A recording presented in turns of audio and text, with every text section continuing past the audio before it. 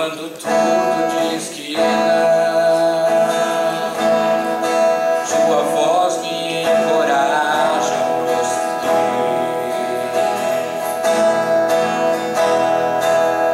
Quando tudo diz que não,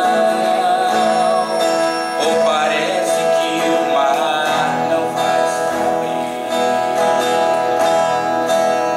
sei que não estou só, e o que dizes sobre mim não pode se frustrar. Venha em meu favor e cumpra em mim teu querer. O Deus do impossível não desistiu de mim. Sua destra me sustenta e me faz prevalecer. O Deus do impossível não desistiu de mim. Sua destra me sustenta e me faz prevalecer. O Deus do impossível.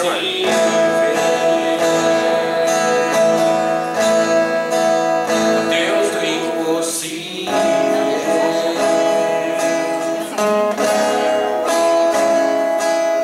Quando tudo diz que não,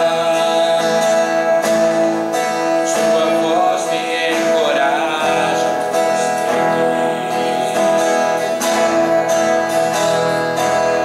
Quando tudo diz que não, ou parece que o mar não vai se abrir, sei que não estou só, e o que dizes sobre mim não pode se frustrar. Venha em meu favor e cumpra em mim teu querer. O Deus do impossível não desistiu de mim. Sua destra me sustenta e me faz prevalecer. O Deus do impossível não desistiu de mim. Sua destra me sustenta e me faz prevalecer. O Deus do impossível não desistiu de mim.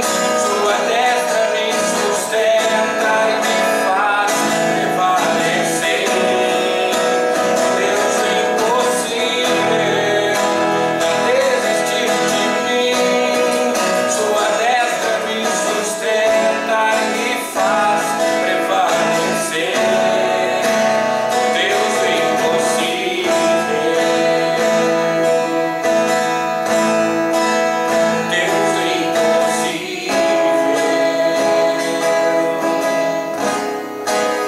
Essa canção ela fala muito comigo, porque realmente, né, quando você está estudando, e eu posso dizer para você que um dia eu estava lá cursando, né, passei pelo pré, pela primeira série e fui avançando.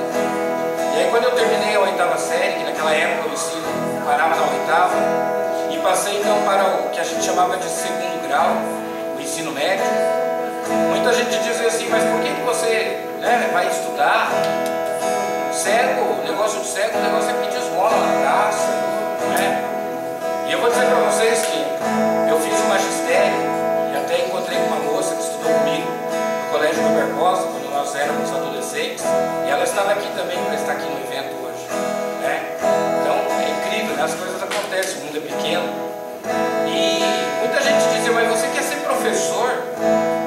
Eu digo para você que hoje eu sou professor, tanto, né, para os deficientes visuais, que é onde eu dou aula de informática, mas também trabalho com crianças de 1º a 5º ano, né, para os quais eu dou reforço de matemática. E alguém vai dizer assim: mas um cego dá reforço de matemática? Onde já se viu um negócio desse? Como é que vai escrever lá as continhas? Como é que a pessoa, o aluno que enxerga, o professor cego vai poder mostrar para ele que na conta de dividir tem que uma tal de chavinha, e que ele tem que colocar lá o divisor. E como é que ele vai explicar para o aluno que na multiplicação tem que colocar um X, e que embaixo, depois ainda do número do multiplicando, ele tem que colocar os números da multiplicação que o aluno vai ter que fazer? Como é que vai explicar isso para quem enxerga? Pois é, era impossível. Mas nós temos um Deus que é o Deus do impossível. Mas antes de eu fazer um concurso ainda, antes de eu ficar adulto, antes de eu ter toda essa parte, quando eu era ainda criança, quando eu tinha 8 anos de idade, a minha mãe, ela faleceu, e aí, meu Deus, o que seria da minha vida agora? Não tenho nem mais a minha mãe. E aí, a minha madrinha, com muita sabedoria, ela resolveu me dar um violão de presente. E alguns diziam, mas como que ele vai aprender a tocar, né? 8 anos, a mão dele é pequenininha, nem consegue pegar o violão direito. Mas parecia impossível. Mas nós temos um Deus que é o Deus do impossível. E eu fui aprender violão, e aprendi a partir dos meus 8 anos. Eu até tenho uma fita lá em casa, que eu já passei para o computador, uma fita que eu gravei quando eu tinha 11 anos. A minha voz era fininha ainda, né? Não que hoje seja muito grossa, né? Ela não é de locutor, mas enfim, né? Ela era fininha. E tá lá, né? Tá gravado, só não pus em CD, mas tá lá no computador, né? E era parecer impossível realmente. Aí eu aprendi a jogar futebol. E as pessoas diziam, mas você vai jogar futebol? Pois é. E a bola faz um barulho, né? E eu fui. Realmente eu não era lá um grande jogador, mas para Deus, que nada é impossível, eu cheguei a ser campeão brasileiro de futebol de salão. E depois eu fui fazer judô. E, puxa vida, será que vai dar certo? E eu comecei a lutar, e comecei a participar de campeonatos. E cheguei a ser vice-campeão brasileiro de judô também.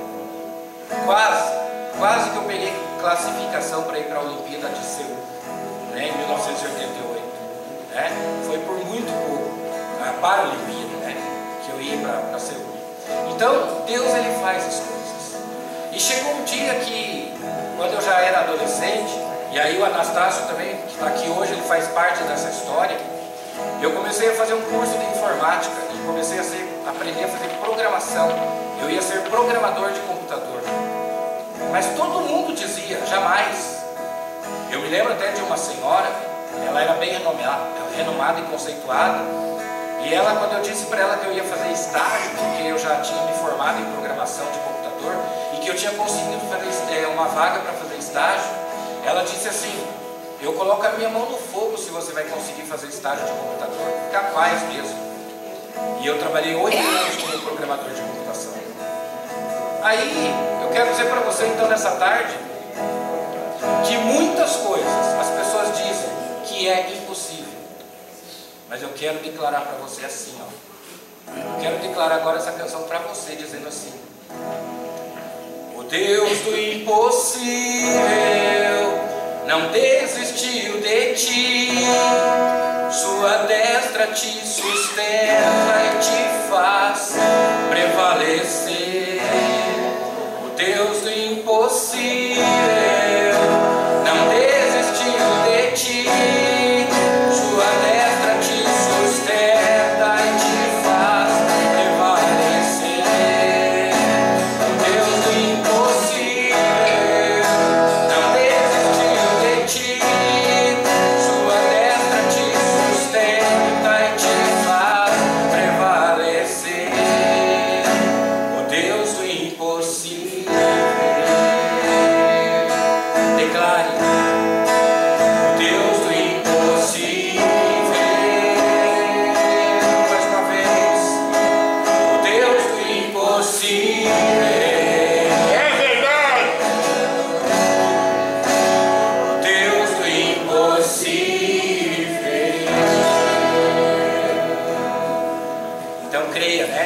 Que o Deus do impossível, Ele jamais vai desistir de você, né? E ainda que tudo diga que não, ainda que tudo conspire contra, você tem o Deus do impossível, né? Então eu quero, antes de, não vou mais cantar por enquanto, né? E vamos deixar isso para talvez depois, né? E vamos, então é o seguinte, eu quero ler, né, um texto da palavra do Senhor. Como eu falei, está no livro de 1 Reis, capítulo 17, a partir do versículo 8. Então, o que acontece? Eu estou aqui vou ler em braille, né? Eu tenho esse evento aqui com a Sociedade Bíblica, eu achei muito importante, porque eu amo leitura braille. Eu sei que o braille, ontem mesmo nós estávamos num evento lá no Centro de Informática, onde eu trabalho, e nós estávamos com o pessoal do Banco do Bradesco, né, num evento lá. E aí foi falado muito sobre isso, a questão da acessibilidade, a questão do braille. E a gente sabe que o braille, ele é uma linguagem que, por causa do computador, muitos cegos estão agora ouvindo o livro nos computadores, né? E o braille está ficando um pouquinho, né, em desuso. Mas eu amo o braille. Eu amo tanto o braille que eu guardei dinheiro desde adolescente. Eu fui juntando para conseguir comprar uma linha braille, para que eu possa ler minha Bíblia aqui agora numa boa, sem precisar daquele calhamaço de papel na minha mão, né? Uma linha braille já resolve o meu problema, porque isso aqui é muito caro, né? Mas, então é muito importante, porque aí você tem um cartão de memória aqui, você coloca textos, livros, bíblias, o que você quiser, né? E pra vocês terem uma ideia, esse cartão aqui de 2 GB apenas, e eu estou usando, por enquanto, só 2,8 megas. Então significa ainda que eu teria, meu Deus, tenho ainda 998 megas para usar. Então é muita coisa, né? Então tem espaço para muita coisa, graças a Deus. Mas a palavra diz assim, gente: veio então a palavra do Senhor, dizendo: levanta-te, vai para Sarepta, que pertence a Sidom, e habita ali. Eis que eu ordenei a uma mulher viúva ali que te sustente. Levantou-se, pois, e foi para Sarepta. Chegando ele à porta da cidade, eis que estava ali uma mulher viúva, apanhando lenha.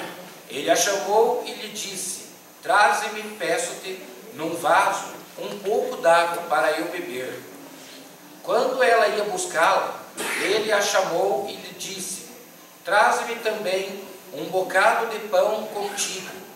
Ela, porém, respondeu: vive o Senhor teu Deus, que não tenho nenhum bolo, senão somente um punhado de farinha na vasilha e um pouco de azeite na botija.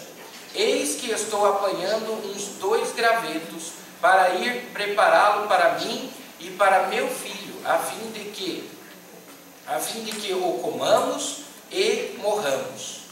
Ao que lhe disse Elias: não temas, vai, faze como disseste, porém, faze disso primeiro para mim um bolo pequeno, e traz-me o cá, aqui. Depois o farás para ti e para teu filho. Pois assim diz o Senhor, Deus de Israel: a farinha da vasilha não se acabará, e o azeite da botija não faltará, até o dia em que o Senhor der chuva sobre a terra. Desculpe o sono. Ela foi e fez conforme a palavra de Elias, e assim comeram, ele, ela e a sua casa, durante muitos dias. Da vasilha a farinha não se acabou, e da botija o azeite não faltou, conforme a palavra do Senhor que ele falara por intermédio de Elias. Depois dessas coisas, aconteceu adoecer o filho desta mulher, dona da casa, e a sua doença se agravou tanto que nele não ficou mais fôlego, ou seja, o menino morreu. Então disse ela a Elias: que tenho eu contigo, ó homem de Deus?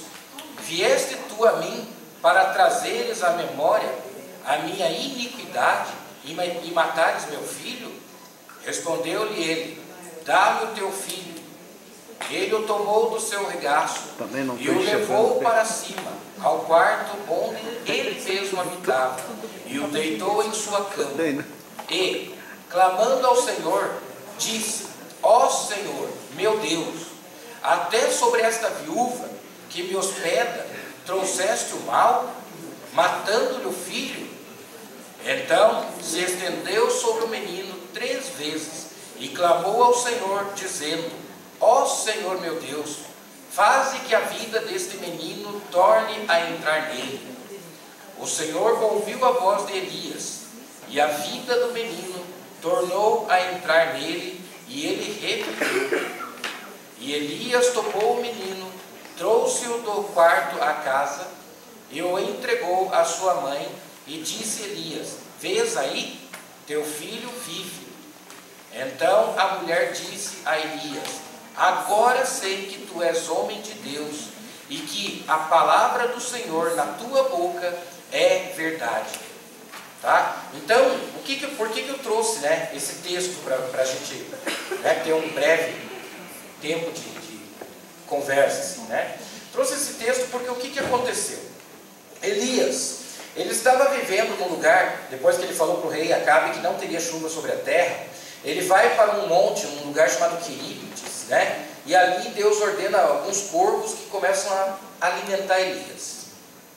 E Elias é alimentado pelos corvos, até que um dia Deus diz: pronto, levanta-te agora, vai lá para a cidade de Sarepta, que lá haverá uma viúva que eu já ordenei, ela vai cuidar de você.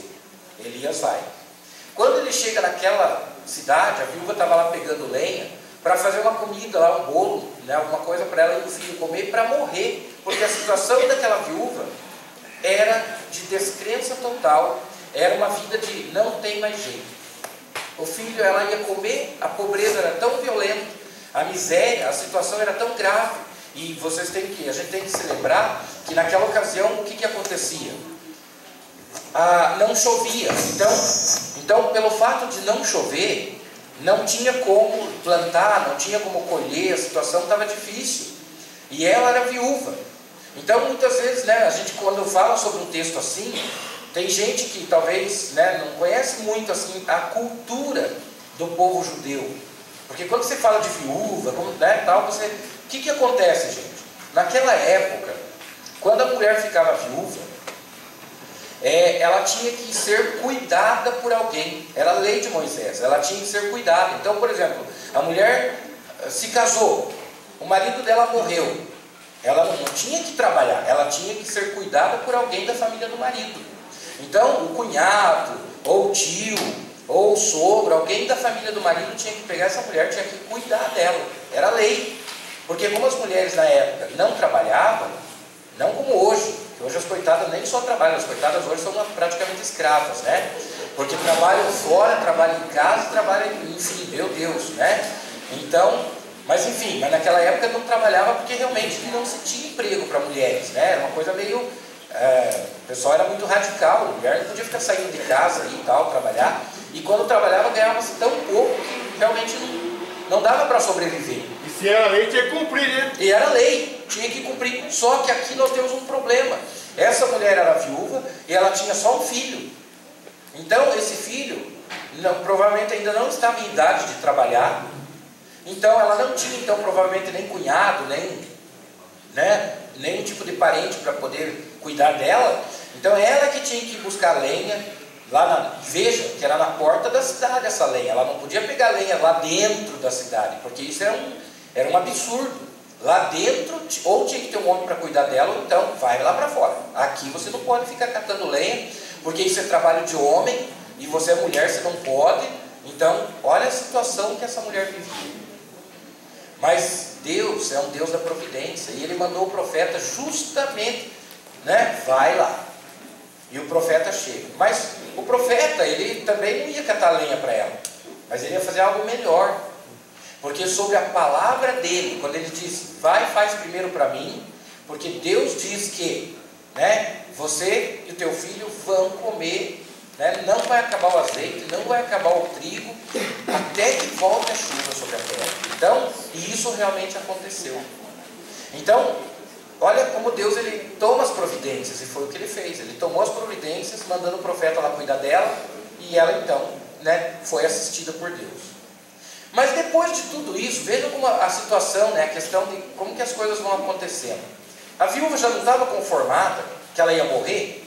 Ela falou assim, olha, eu estou aqui pegando um pouquinho de lenha, 2 gravetos, porque eu vou lá fazer para o meu filho, para mim, para que a gente coma e morra, não é isso? Ela já estava conformada com a morte. Mas depois que Deus dá a graça de ter o bolo, de ter o azeite, de não faltar, aí o filho morre. Olha como o ser humano, ele não sabe o que ele quer. O filho morre, e aí ela, que já estava preparada para morrer mesmo, mas por quê? Ué, mas agora há pouco ela não estava, a gente vai morrer mesmo, então, entendeu? Então veja como o ser humano, ele muda de opinião. Ele muda de opinião toda hora, né? Primeiro ela estava lá preparada já para morrer, porque não tinha mais trigo, não tinha mais óleo, então vou comer meu filho também e nós vamos morrer porque não tem mais jeito. Ela já estava decidida que a situação era essa. Mas aí Deus vai lá e toma uma providência. Aí o filho morre. Mas mudou tudo. Agora ela não queria mais que o filho morresse. E aí, se dependesse dela, o filho jamais voltaria. Mas tinha Deus, e Deus toma providência de novo. Porque por meio do profeta, né, o profeta vai lá, faz uma oração, tem todo um ritual, né? Nós não vamos aqui discutir sobre isso, por que ele, né, deitou-se 3 vezes em cima do menino, por que teve que ser no quarto do profeta e não no quarto do menino, enfim, isso são outras questões que não cabem aqui no momento, né? Quando você faz uma teologia, daí você, né, você vai para essas outras discussões, né? Mas aqui não, aqui vamos só mostrar a providência, o cuidado que Deus tem conosco, né? O cuidado que Deus tem conosco. Então, gente, e aí eu entro, né, dizendo assim, sobre a minha vida, o paralelo. Quando eu fiquei cego, tinha 1 ano e meio. O que aconteceu? Para que alguns possam conhecer a história. Eu morava numa cidade pequena, a gente morava assim numa casa de aluguel, que ficava meio que, vamos dizer assim, tinha um pasto